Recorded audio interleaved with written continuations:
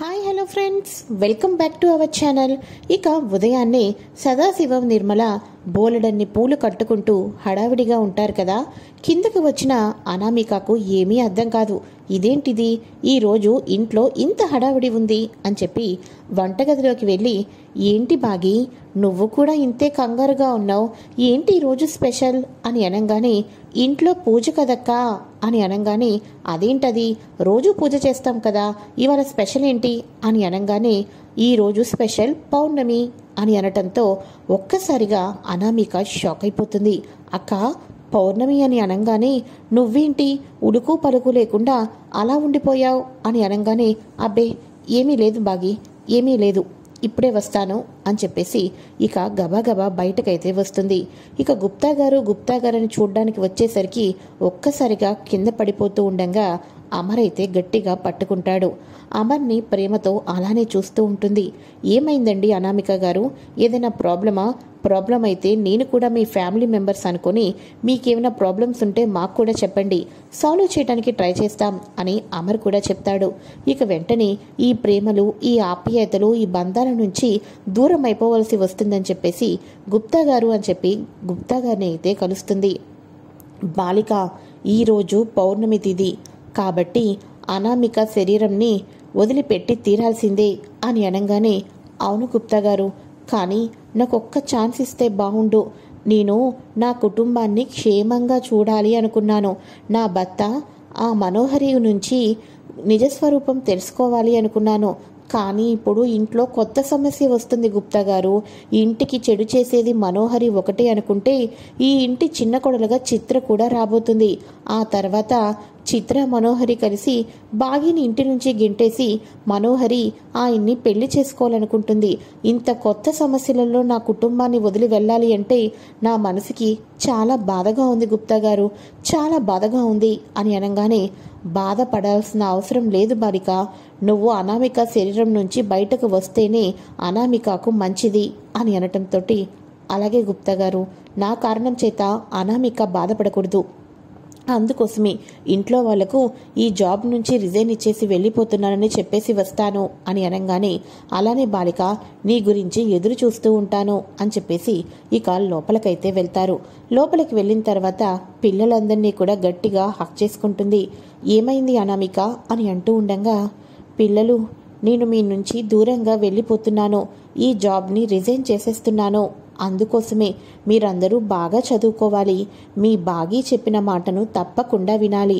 అంజలి, బాగీకి చెప్పకోకుండా నువ్వు ఎక్కడికి వెళ్ళటానికి వీల్లేదు, బయట వాళ్ళని ఎవరిని నమ్మకూడదు, కేవలం నాన్నను మాత్రమే నమ్మాలి, మిస్సమ్మను మాత్రమే నమ్మాలి అని అనగానే, ఏంటో అనామిక, నువ్వు ఈ జాగ్రత్తలన్నీ చూస్తూ ఉంటుంటే మాకు అమ్మ స్కూల్కి వెళ్ళేటప్పుడు ఎలా చెప్పేదో అలాగనే చెప్పేది, నువ్వు కూడా అలానే అనిపిస్తున్నావు, నువ్వు మాకు ఇక అనామికలా వచ్చి మాతోనే ఉండిపోతావనుకున్నాం, కానీ ఇలా అర్ధాంతరంగా మధ్యలోనే వెళ్ళిపోతావని అస్సలు అనుకోలేదు అని పిల్లలు ఎమోషనల్ అయిపోతూ ఉంటారు. మరోపక్క, సార్, ఇప్పుడు దాకా తెలిసి తెలియక మీ ఇంట్లో ఏమైనా తప్పులు చేస్తే నన్ను మన్నించండి సార్, జాబ్ని రిజైన్ చేయవలసిన అవసరం వచ్చింది, ఎందుకు ఏంటి ఇవన్నీ అడిగితే నా దగ్గర సమాధానం లేదు సార్ అని చెప్పేసేసి ఇక బాగీ అయితే ఒక్కసారిగా అక్క అని అంటూ ఉండగా గట్టిగా హక్ చేసుకుని కన్నీళ్లు పెట్టుకుని ఏడుస్తూ ఉంటారు.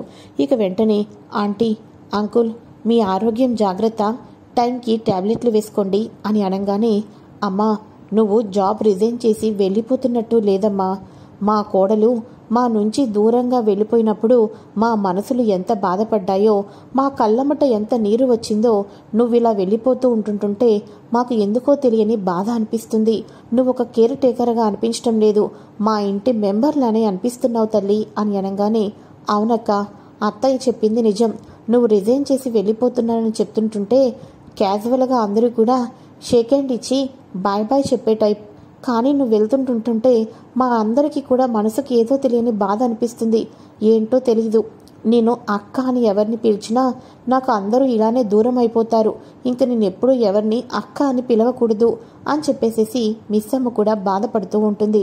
సరే అయితే వస్తాను అని చెప్పేసి అటు పిల్లలను, ఇటు భర్తను, ఇటు చెల్లెల్ని, కుటుంబాన్ని అందరినీ కూడా వదిలేసేసి నా కుటుంబం ఇప్పుడు దాకా మనోహరి చేతి కుట్రకి మాత్రమే గురవుతుందనుకున్నాను.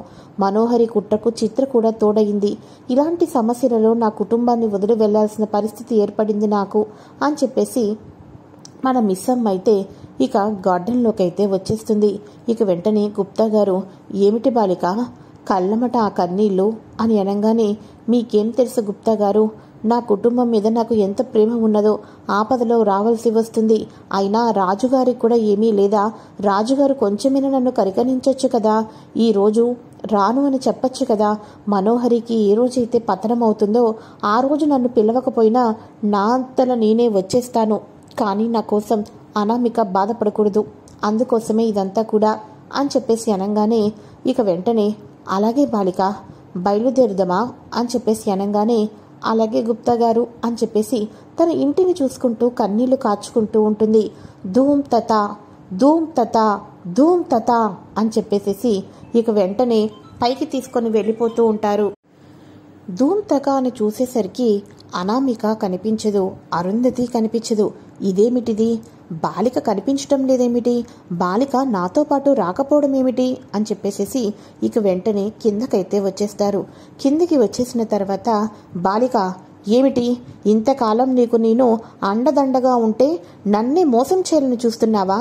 ఏమీ నాతో రావటం లేదు అని అనగానే, అయ్యో గుప్తా గారు, నేను మీ దగ్గరే ఉన్నాను కదా, మీరే నన్ను తీసుకుని వెళ్ళలేదు అని చెప్పేసి అనగానే, అటులైతే మరొకసారి ప్రయత్నిస్తాము అని చెప్పి ధూమ్ తత ధూమ్ తత అని చెప్పేసి అంటూ ఉంటాడు. అయితే గుప్తా గారే పైకి వెళ్తారు కానీ మన అరుంధతి అయితే పైకి వెళ్ళదు. గుప్తా గారు ఏంటండి, నన్ను పైకి తీసుకుని వెళ్ళలేకపోతున్నారా? అయితే ఇప్పుడు నేను ఇంట్లోకి వెళ్ళిపోవచ్చు అన్నమాట అని చెప్పేసేసి 2 అడుగులు ముందుకు వేస్తూ ఉంటుంది. అంజలి నేను వెళ్ళటం లేదు అని చెప్పేసేసి అటుగా వస్తున్న అంజలి దగ్గరికి వెళ్ళేసరికి అంజలిలో నుంచే తన ఆత్మ బయటికి వెళ్ళిపోతుంది కానీ అంజలి అయితే తనని చూడలేదు. గుప్తా గారు, ఇప్పటిదాకా నా ఫ్యామిలీ మొత్తానికి నేను అనామికలాగా కనిపించాను కదా, మరి ఇప్పుడేంటి నేను అనామికలా కనిపించటం లేదు, అరుంధతిలా కనిపించటం లేదు, పైలోకాలకి కూడా రాలేకపోతున్నాను అని అనగానే, బాలిక అంటే నువ్వు ఇప్పుడు కేవలం ఆత్మవి మాత్రమే. కాబట్టి నేను రాజుగారి దగ్గరికి వెళ్ళేదను, రాజుగారి దగ్గరికి వెళ్ళి అసలేమైందో తెలుసుకొని వస్తాను అని చెప్పేసి ఇక వెంటనే రాజుగారి దగ్గరికైతే వెళ్తాడు మన గుప్తా గారు. ఇక వెంటనే, ప్రభువు గారు, నేను ఎన్నో చేసి తిని ఈ పౌర్ణమి రోజు ఆ బాలికను ఇక్కడికి తీసుకుని రావటం కోసము ఎంతగానో ప్రయత్నం చేసి తిని, కానీ ఈరోజు బాలిక పైలోకాలకి రాలేకపోయింది రాజుగారు అని అనగానే, అవును, ఎందుకంటే ఇదంతా కూడా ఆ పరమశివుడు లీల. మనందరం కూడా ఆ శివయ్య భక్తులమే కదా. ఈ పౌర్ణమి రోజు తనకు తెలియకోకుండానే ఇక స్వీకరించేసింది, అందుకోసమే పైలోకాలకు రాలేకపోతుంది అని అనగానే, అసలు ఏమి జరిగినది ధర్మరాజు గారు చెప్పండి అని చెప్పేసి యమధర్మరాజుని అడుగుతాడు గుప్తా. అప్పుడు యమధర్మరాజు గారు, పౌర్ణమి కదా, ఇక నేను అనామిక శరీరం నుంచి వెళ్ళిపోతానని ఇంట్లో ఉన్న వాళ్ళందరికీ చెప్పి బయలుదేరుతున్నప్పుడు తన చెల్లెలు, అక్క ఒకసారి ఆగు, ఈరోజు ఉదయాన్నే లేచి నేను వేకువజామునే మన అందరం బాగుండాలని నీ పేరు మీద, అలానే ఇక మా అక్క అరుంధతి అక్క పేరు మీద అభిషేకం కూడా చేయించాను. ఎవరైనా సరే చనిపోయినా ఉన్నా కూడా ఒకప్పుడు కుటుంబ సభ్యులే కదా, అందరినీ తలుచుకుని అభిషేకం కూడా చేశాను. ముందు ఈ అభిషేక తీర్థం తీసుకో అని చెప్పేసి శివుడికి అభిషేకించిన ఇక పాలను అయితే నైవేద్యాన్ని ఇస్తుంది. ఇక మన అనామిక ఆ నైవేద్యాన్ని తాగుతుంది, స్వీకరిస్తుంది. ఇక వెంటనే ఆ బొట్టు కూడా పెడుతుంది. ఇప్పుడు ఇంట్లో పూజ ఉందక్క, అందుకోసమే ఈ హడావడి అని చెప్పేసి వంటగదికి అనామిక వెళ్తున్నప్పుడే ఇదంతా చేస్తుంది. కాకపోతే మనకది మధ్యలో చూపించకపోవటంతో ఎందుక మన అనామిక పైలోకాలకి వెళ్ళలేకపోతున్నామని అనుకుంటూ ఉండగా ఇక మొత్తానికి గుప్తా గారికి యమధర్మరాజు గారు అయితే మొత్తానికి ఈ దృశ్యాన్ని చూపించటంతో, ఓహో, బాలిక చుట్టుపక్కన ఉన్న వాళ్ళందరికీ కూడా బాలికకు తెలిసి తెలియకుండానే సహాయం చేస్తున్నారు. మరి ఇప్పుడు అనామిక గురించి ఏం తెలుస్తుంది యమధర్మరాజు గారు అని చెప్పేసి అనగానే, ఇక అనామిక తుదిశ్వాసను విడిచేసింది. ఎప్పుడైతే తన అంజలికి తను కనిపించలేదో అప్పుడే అనామిక తుది శ్వాసను విడిపించేసింది అని అనగానే, అయితే ఇప్పుడు ఏమి చేయాలి గుప్తా గారు అని చెప్పేసేసి ఇక గుప్తా యమధర్మరాజుని అడుగుతారు. ఇక యమధర్మరాజు అంతా కూడా చెప్పటంతో, సరే అయితే ప్రభువులు గారు అని చెప్పేసి ధూమ్ తత అని చెప్పేసి మళ్ళీ కిందకైతే వస్తారు. గుప్తా గారు, ఇది అన్యాయం. ఒకప్పుడు నేను మా చెల్లెలకైనా కనిపించేదాన్ని, ఇప్పుడు మా చెల్లెలకి కనిపించడం లేదు, ఎవరికి కనిపించడం లేదు, పక్కింటి అక్కలా కూడా నిన్నెవరూ గుర్తించడం లేదు, ఏమిటి ఇదంతా కూడా అని అనగానే, బాలిక, నువ్వు ఈ భూలోకంలోనే ఉండబోతున్నావు. ఇంతకాలం నా కుటుంబం, నా భర్త, నా పిల్లలు, నా చెల్లి అని చెప్పేసి వీళ్ళందరినీ మనోహరి బారి నుంచి కాపాడడం కోసం ఈ ఇంటి చుట్టుపక్కల తిరుగుతూ ఆత్మరూపంలో అనామిక శరీరంలోకి ఉన్నావు కదా. కానీ ఇప్పుడు నీకు నెత్తి మీద మరో బాధ్యత కూడా ఏర్పడింది అని అనగానే, ఏంటి గుప్తా గారు అది అని చెప్పేసి అనగానే, ఇప్పుడు పౌర్ణమి గడియలు, ఈ పౌర్ణమి గడియలన్నీ అయిపోయిన తర్వాత రేపు పాడ్యమి. అప్పటిదాకా నువ్వు ఇలానే ఆత్మలానే తిరుగుతూ ఉంటావు. కానీ రేపొద్దున్న పాడ్యమి గడియల్లో అనామిక శరీరాన్ని నువ్వు తీసుకొని మళ్ళీ ఇంట్లోకే రాబోతున్నావు అని అనగానే, అదేంటి గుప్తా గారు అని అంటూ ఉండగా, అవును బాలిక, అనామికకి సమయం అయిపోయింది. నువ్వు తనలాంటి రూపంలో ఉన్నావు కాబట్టి నీ ఆత్మ ఆ శరీరంలోకి ప్రవేశించింది. కానీ నీకు ఒక విషయం తెలుసునా? నువ్వు తన శరీరంలోకి ప్రవేశించినందుకు పైలోకంలో ఉన్న తన ఆత్మ శాంతించాలి అంటే భూలోకంలో ఉన్న నువ్వు తన శరీరంలోకి నీ ఆత్మ ప్రవేశపెట్టావు కాబట్టి తన ఆత్మకు శాంతి చేకూర్చే పని నువ్వే చేయాలి, అదే నీ బాధ్యత అని అనటంతో, చెప్పండి గుప్తా గారు, ఏమిటా నాకు ఆ బాధ్యత అని చెప్పేసి అనగానే, ఒక రాక్షసుడు అనామికను ప్రేమిస్తున్నానని చెప్పేసి పెళ్లి చేసుకుంటానని మోసం చేశాడు. మోసం చూసి తట్టుకోలేక అనామిక సూసైడ్ చేసుకోవాలనుకుంది కదా. అనామిక ఆయువు ఇంతకాలం ఉంది. సూసైడ్ చేసుకున్న హాస్పిటల్లోకి తీసుకొని వెళ్ళినా ఇప్పటిదాకా మాత్రమే తను బ్రతికేది.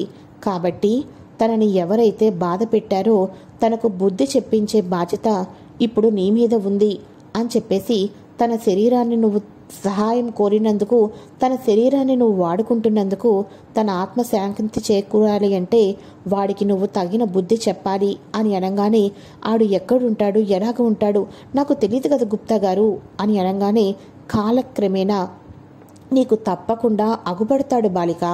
అంతేకాదు, నువ్వు అరుంధతి అయ్యుండి అనామికావే అనుకొని నువ్వు బ్రతికే ఉన్నావని చెప్పేసి వాడు నిన్ను మళ్ళీ అనామికాలనే చూచిదడు.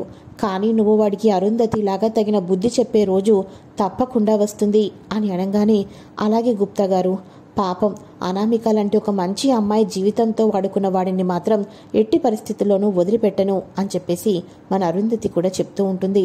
గుప్తా గారు, ఇప్పుడు ఇంక నేను లోపలికి వెళ్ళిపోవచ్చా అని అనగానే, ఎక్కడికి వెళ్ళేదవు? పౌర్ణమి గడియలలో ఆత్మలానే ఉంటివి. నీ ఇంట్లో వాళ్ళు ఏ ఏ కార్యక్రమాలు కేవలం చేస్తున్నారన్నది మాత్రమే చూస్తావు. నీ ఇంట్లో వాళ్ళు ఎవరికీ నువ్వు కనబడవు. కాబట్టి ఈ రాత్రి 12 అయిన తర్వాత మాత్రమే నువ్వు అనామిక శరీరంలోకి వెళ్ళేదవు.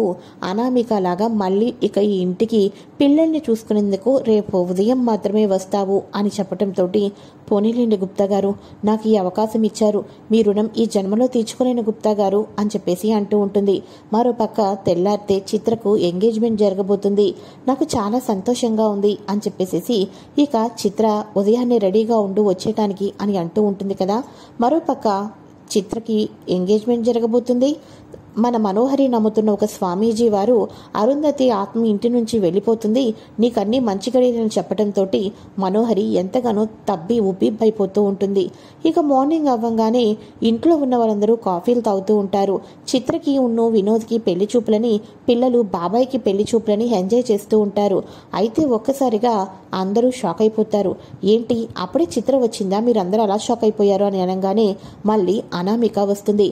పిల్లలందరూ కూడా అనామికను చూసి పరుగు పరుగున వెళ్ళి హాక్ చేసుకుంటారు.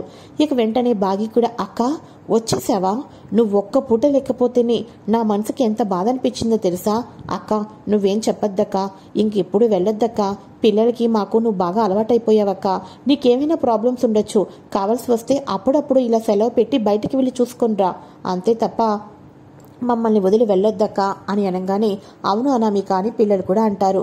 సరే అయితే ఎప్పటికీ ఇక్కడే ఉంటాను, ఏదైనా పని ఉంటే బయటకు వెళ్ళి వస్తుంటాను అని అనామిక చెప్పడంతో మనోహరి షాక్ అయిపోతుంది. ఇది ఇప్పుడు ఉట్టి అనామికనా, లేకపోతే పూర్తిగా మారిపోయిన అరుంధతినా, అనామిక శరీరంలో ఉన్న అరుంధతినా, నాకు పిచ్చెక్కిపోతుంది అని చెప్పేసి మనోహరి అనుకుంటూ ఉంటుంది. ఇది ఫ్రెండ్స్ లేటెస్ట్ ఎపిసోడ్. మరి మనోహరి అరుంధతిని అనామిక శరీరం నుంచి వెళ్ళగొట్టడానికి స్వామీజీతో కలిపి ఎటువంటి పరిహారాలు చేయబోతుంది? చిత్ర వినోద్కి ఎంగేజ్మెంట్ అయిన తర్వాత చిత్ర నిజస్వరూపం ఏ రకంగా బయటపడబోతుంది? మరెంతో లేటెస్ట్ ఇన్ఫర్మేషన్ అంతా కూడా ముందుగా తెలుసుకోవటం కోసం ఫ్రెండ్స్ ఛానల్ని